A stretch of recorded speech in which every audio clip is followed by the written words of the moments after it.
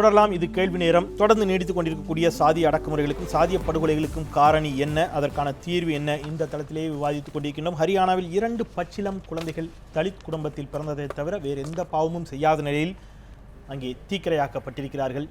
1968 December 24 தமிழகத்தில் கீழவன்மணியில் ராமையன் குடிசையில் 44 தலித் மக்கள் இதேபோல் தீக்கிரையாக்கப்பட்டார்கள். அது ஒட்டுமொத்த இந்தியாவின் மிகப்பெரிய அதிர்ச்சியில் ஆழ்த்தியது. அது இன்னமும் நீண்டு கொண்டே இருக்கிறது என்று சொன்னால் நாம் எந்த மாதிரியான சமூகத்தில் வாழ்ந்து கொண்டிருக்கின்றோம், நாகரிகமான ஒரு சமூகத்தை நோக்கி தான் பயணித்துக் கொண்டிருக்கிறோமா அப்படிங்கிற ஒரு கேள்வி எழுகிறது. நான் உங்களிடந்தே தொடரலாம் நினைக்கிறேன் திரு கிருஷ்ணசாமி. நான் சொன்ன ராமையன் குடிசை 68, இன்னைக்கு பாருங்கள் 2015, இன்னமும் குடிசைகள் கொளுத்தப்படுகின்றன, குழந்தைகள் கொல்லப்படுகிறார்கள் அப்படின்னு சொன்னால் 40. நீங்கள் அந்த ராமையன் குடிசை கொளுத்தப்பட்ட நிகழ்வில் ஒரு தாய் தன்னுடைய குழந்தைக்கு பால் கொடுத்து கொண்டிருக்கிறாள். அவருடைய மார்போடு அந்த குழந்தையின் உதடுகள் பிந்து ஒட்டி இருந்தது. அது கண்டுபிடித்து எடுக்கப்பட்டது. ஆனால் அந்த வழக்கில் நீதிமன்றம் கொடுத்த தீர்ப்பு கூட பெரிய சர்ச்சையெல்லாம் ஏற்படுத்தியது. அந்த தீர்ப்பில் சுட்டி காட்டப்பட்ட வரிகள், அந்த வழக்கில் குற்றம் சாட்டப்பட்ட கோபாலகிருஷ்ணன் நாயுடு விடுதலை செய்யப்பட்ட பொழுது, இவர் பெரும் பணக்காரர், செல்வந்தர், காரிலேயே வந்து கொண்டிருக்கக்கூடியவர், இவர் இதுபோலெல்லாம் செய்திருப்பார் என்று நம்ப முடியாது என்று தீர்ப்பில் சுட்டிக்காட்டப்பட்டதாக அது ஒரு விமர்சனத்துக்குள்ளாக்கப்பட்டது. அப்போது நாம் இன்னும் என்ன மாதிரியான பார்வைகளோடு வாழ்ந்து கொண்டிருக்கிறோம் அப்படிங்கிற கேள்வி தொடர்ந்து முன்வைக்கப்படுகிறது. நீங்கள் எப்படி பார்க்குறீங்க? கீழ்வெண்மணி சமாச்சாரத்துக்கு பிறகு தமிழ்நாட்டில் எவ்வளவோ முன்னேற்றங்கள் வந்துவிட்டன. நீங்கள் இந்த பிரச்சனைகளுக்கு மூல காரணம் என்னங்கிறத நம்ம கொஞ்சம் யோசித்து பார்க்கணும். நமக்கு சில கசப்பான உண்மைகள் நமக்கு தெரிய ஆரம்பிக்குது. நிறைய படிக்கும்போது அது விஷயங்கள் தெரிய ஆரம்பிக்குது. நீங்கள் என்னென்னா, ஒரு சமுதாயத்தில் வாழக்கூடியவர்கள், இப்போ கொங்கு நாட்டையே எடுத்துக்கோங்க.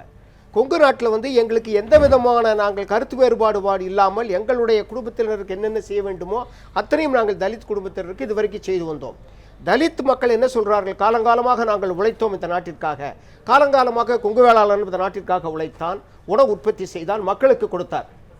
இருவருமே சேர்ந்து இந்த நாட்டை முன்னேற்றியவர்கள். அதில் கருத்து வேறுபாடிலே நாங்கள் யாரும் இதுவரைக்கும் கொங்கு நாட்டிலே ஜாதிய மோதல்களே வந்ததே கிடையாது.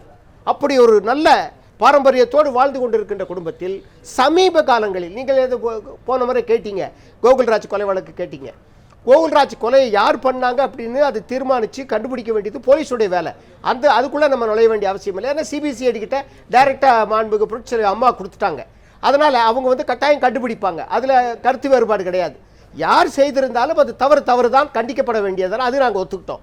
ஆனால் இந்த மோதல்களை வராமல் தடுப்பதற்கு நாங்கள் என்ன சொல்கிறோம் என்று சொன்னால், ஜாதிய வெறியை தலித்து தலைவர்கள் தான் எங்களுடைய கொங்கு மண்ணில் சமீப காலங்களிலாக தூண்டி விடுகிறார்கள்.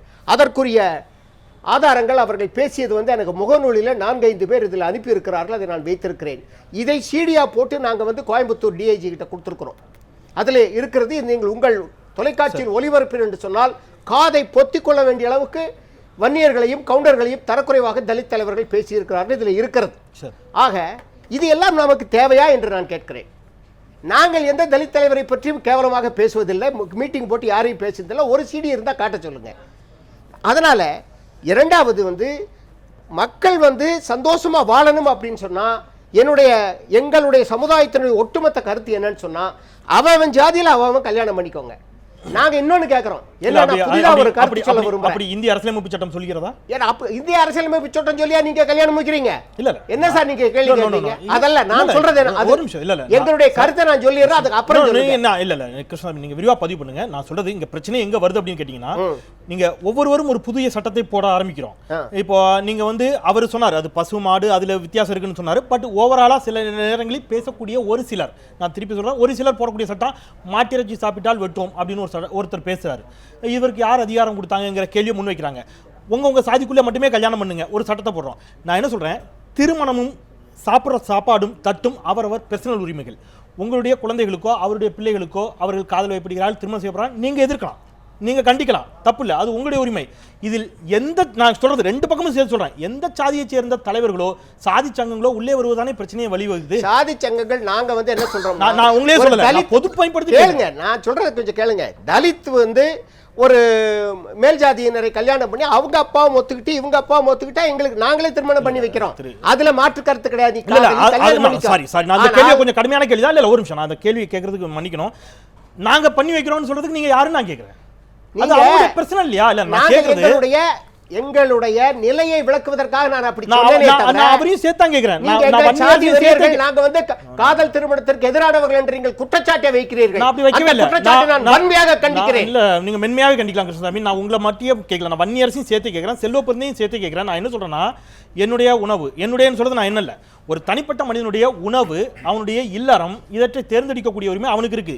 அதுல தலையிடக்கூடிய உரிமை அவனை பெற்றவர்களுக்கு இருக்கிறது, தப்பு இல்ல. ஆனா இதுல எல்லா கட்சி எல்லா சாதி சங்கங்களையும் சேர்த்து கேட்கிறேன், நீங்க ஏன் தலையிடுறீங்க அப்படின்னு நான் கேட்கிறேன். சார், அது ஏன் தலையிடுறோம்னு கேட்டா, கல்யாணமான 6வது மாசமா வக்கீல் நோட்டீஸ் வருது சார். அதுவும் அவருடைய பர்சனல் கேஸ். இந்த மாதிரி அதுவும் அவர்களுடைய பர்சனல் தானே. இது என்ன பர்சனல்? அதுவும் அவர்களுடைய பர்சனல். ஒரே சாதியில திருமணம் பண்ணி கொடுத்த பேர் இந்த மாதிரி வக்கீல் நோட்டீஸ் வர்றது இல்லையா? அதுவும் நடக்கத்தானே செய்யுது. ஒரே சாதியில வந்தானா அவன் மனம் ஒத்து திருமணம் பண்ணிக்கிறான். அதுல வந்து ஒரே தலையெழுத்த அவன் பார்த்துட்டு போறான். இதுக்கு நீதிமன்றத்துல போய் பாருங்க. நீங்க நான் ஒரு சின்ன ஒரு சொத்தை வச்சுக்கிட்டு அவங்க பிழைக்கிறாங்க.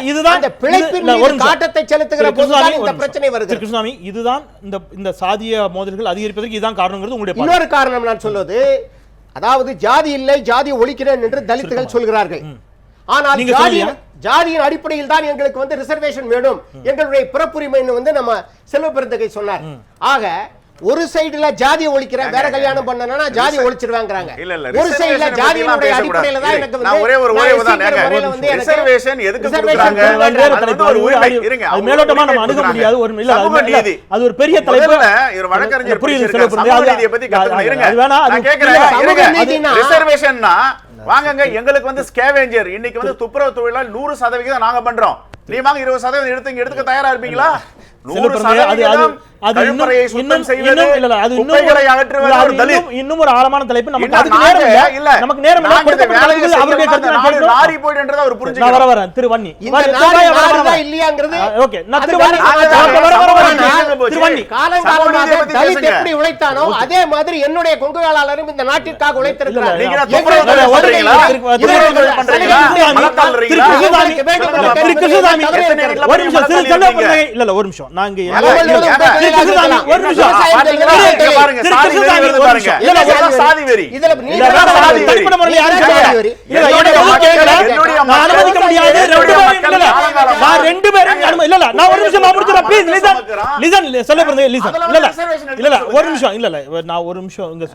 இங்க வந்து நாம இங்க பேசின்ற பொழுது தயவு செய்து கொங்கு அல்லது அந்த பக்கம் இல்ல நான் முடிச்சிரேன் நான் வர நான் அதை நோக்கி தான் நகர்றேன். திரு கிருஷ்ணசாமி ப்ளீஸ், நான் முடிச்சிடறேன். நீங்க முதல்ல ஒண்ணு சொன்னீங்க, நாங்களும் அவர்களும் ஒற்றுமையாகத்தான் இருக்கிறோம் அப்படின்னு. இல்ல முடிச்சிடறேன். அவர்களுக்கான உரிமைகளை நீங்கள் மறுக்கவில்லை, அதை நேசிக்கிறீர்கள், அவர்கள் முன்னேறணும் விரும்புறீங்க, நான் நம்புறேன். அதோடு இணைந்தே பயணிப்போம். எந்த இடத்திலும் நாம் ஒவ்வொருவர் வைக்கக்கூடிய ஒரு வார்த்தையும் ஒரு வாதமும் பார்த்து கொண்டிருக்கக்கூடிய ஏதோ ஒரு நேர்கள் மத்தியில இன்னும் துவேஷத்தையும் வெறுப்பையும் விதைத்து விடக்கூடாது. நம்முடைய யாருடைய வார்த்தையும் அதனோடு பயணிப்போம். அதுவும் ஏத்துக்க முடியாது, ஏன்னா அதுல மாறுபடக்கூடியவர்கள் இருக்கிறார்கள். திருவண்ணி, இந்த பிரச்சனைகளுக்கான காரணம் அப்படின்னு அவருடைய பார்வையில் ஒரு காரணியை சொல்றாரு. இதில் இவர்கள் சாதி அரசியலுக்காக இவர்கள் அதை நோக்கி நகருகிறார்கள் அப்படிங்கிற ஒரு வாதத்தை வைக்கிறாங்க. நீங்க இதற்கான காரணம், தீர்வு சுருக்கமாக அது நான் நிச்சயமா உங்களுக்கான நேரத்தை தர வரேன். திருவண்ணி, இதுல இதற்கான காரணம் தீர்வு. நன்றி சொல்லணும் நம்ம வழக்கறிஞர் கிருஷ்ணசாமிக்கு. ஏன்னா அவருடைய வந்து அந்த சாதிய தன்மையை தான் அவர் வெளிப்படுத்தி பேசியிருக்கிறார். அது ஒன்றும் அவருடைய அப்பட்டமான ஒரு சாதி வெறியை வந்து இவ்வளோ பெரிய ஊடகத்தில் எப்படி வந்து யுவராஜ் ஒரு படுகொலையை செஞ்சுட்டு ஊடகங்களை பயன்படுத்தி தன்னுடைய சாதி வெறியை மேலும் வந்து இளைஞர்களுக்கு வந்து ஒரு பாடமாக வந்து நான் எப்படி செஞ்சுட்டேன் பாரு, நீங்கள் அடுத்த கட்டமாக நீங்கள் செய்யுங்க அப்படிங்கிறத எப்படி ஊக்குவிச்சு இன்னைக்கு வந்து ஊடகங்களை நீங்க திருப்பி ஒரு விஷயத்தை கோட் பண்றீங்க, அதை அலோவ் பண்ண முடியாது. நான் முடிச்சறேன் இல்ல ப்ளீஸ் ஒரு நிமிஷம் நான் முடிச்சறேன். இல்ல நீங்க நீங்க நீதிமன்றமா நம்ம செயல்பட முடியாது. நான் செஞ்சேன்னு அவர் சொன்னதா நினைச்சு அது நீதிமன்றம் பார்த்துக்கும். அவர் செஞ்சாரா செய்யலையா நீங்க ஒரு தீர்ப்பு தயவு செய்து எழுத அனுமதிக்க முடியாது. இல்ல நீங்க அவன் குற்றம் சுமத்தப்பட்டவனாவே இருக்கட்டும், அவர் குற்றம் சுமத்தப்பட்டவர் மரியாதைக்குரிய திரு யுவராஜ் அவர்கள் போனா ஆனா உரிமையை அழைக்குது தியாகி அப்படிங்கறத சொல்லலாம். ஊடகங்கள் அப்படித்தானே, ஊடகங்களை மாதிரி ஒரு மோசமான ஒரு செயல் இந்த மாதிரி செஞ்சதே இல்லைங்க யாருமே. ஏன்னா அவர் அதாவது வீரப்பனை வந்து வீரப்பன் சுட்டுக் கொல்லப்பட்டான், வீரப்பன் பிடிபட்டான் சொல்ற ஊடகங்கள் யுவராஜை மட்டும் ஒரு சாதாரண ஒரு தெருப்பொறிக்கு வந்து யுவராஜ் இல்ல இல்ல ப்ளீஸ் ப்ளீஸ் ஏன் இது ஒரு இல்ல இல்ல பண்ணி நீங்க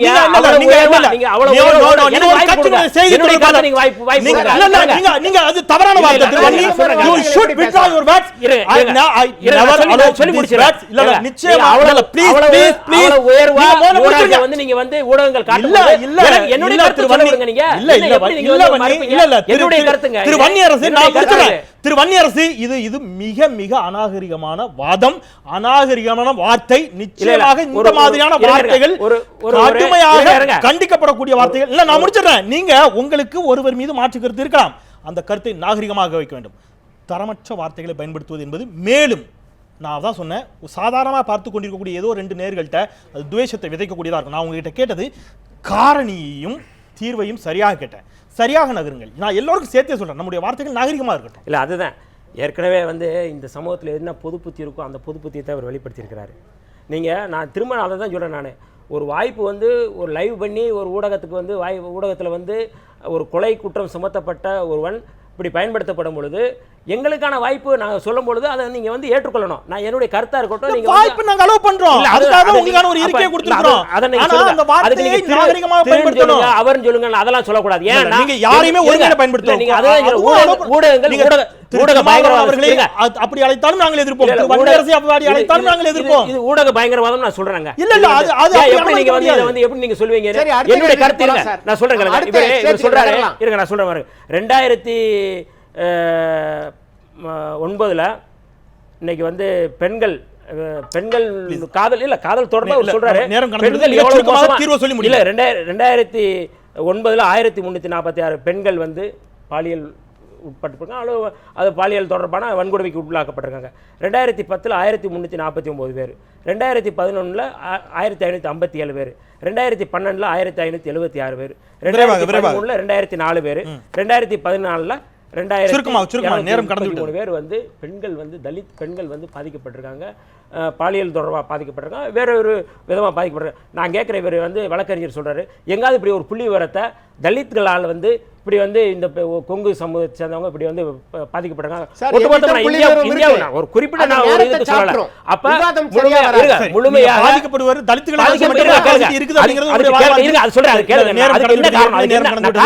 அதுக்கு என்ன காரணம்னா இன்னைக்கு இந்து மதத்தை கட்டி காப்பது இந்த சாதியம். அப்ப சாதியம்ங்கிறது வந்து இன்னைக்கு இந்துத்துவத்தை வந்து தாங்கி பிடிக்கிறது சாதியமா இருக்கு. அப்ப இந்துத்துவத்தை வந்து நிர்மூலமாக்கணுங்கிறதா புரட்சியாளர் அம்பேத்கருடைய கருத்து. இந்துத்துவத்தை இன்னைக்கு பிஜேபி அரசு முழுமையாக தாங்கி பிடித்து அதை செயல்படுகிறது.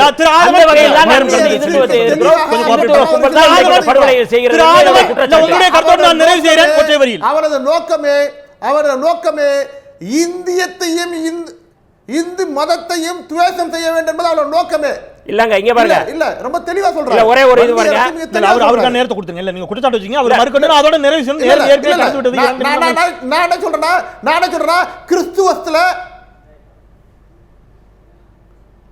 கிறிஸ்துவத்துல ஜாதியே இல்லையா? நான் சொல்லட்டுமா? நம்ம விழுப்புரம் பக்கத்துல கிராமத்துல வந்து ஒரே ஒரு கேள்வி, நம்ம நீங்க எல்லாரும் ஏதோ ஒரு இடத்துல ஏதோ ஒரு இடத்துல நன்றி திரு ஆதவன் ஒரே ஒரு கேள்வி இல்ல ஒரே ஒரு நான் நிறைவு செய்கிறேன். எந்த பகுதியிலே ஒப்பாக கேளுங்க. மூன்று பேருக்கும் நன்றி. திரு ஆதவன் உங்களுக்கும் நன்றி. நான் இந்த அளவில் நிறைவு செய்கின்றேன். இந்த விவாதத்தின் நோக்கம் என்பது தீர்வை நோக்கி நகரச் செய்வது. இனி ஒரு சாதிய படுகொலைகள், ஆணவ படுகொலைகள் இந்த இந்திய தேசத்தில் நிகழக்கூடாது, அதுபோன்ற ஒரு கொடூரம் அரங்கேறக்கூடாது என்ற எண்ணத்தோடே நாம் இந்த விவாதத்தை ஒருங்கிணைத்தோம். மேலும் மேலும் சாதிய துவேஷங்களை விதைப்பதாக இந்த விவாதம் அமைந்துவிட்டால் அது உள்ளபடியே வருந்தக்கூடிய ஒன்று. அதன் பிறகு தொடர்ந்து இந்த விவாதத்தை நகர்த்துவதில் எந்த பொருளும் இல்லை. கனத்த இதயத்தோடு தொடங்கினேன், கனத்த இதயத்தோடே நிறைவு செய்கின்றேன். இனி ஒரு உயிர் எந்த சாதியைச் சேர்ந்த உயிராக இருந்தாலும் இந்திய மண்ணில் சாதிய காரணிகளுக்காக படுகொலை செய்யப்படக்கூடாது, அனுமதிக்கக்கூடாது. அதை நோக்கி அனைவரும் பயணிப்போம். மறந்து கொண்டே இருப்பது மக்களின் இயல்பு. அதை மீண்டும் மீண்டும் நினைவுபடுத்திக் கொண்டே இருப்பது எனது கடமை.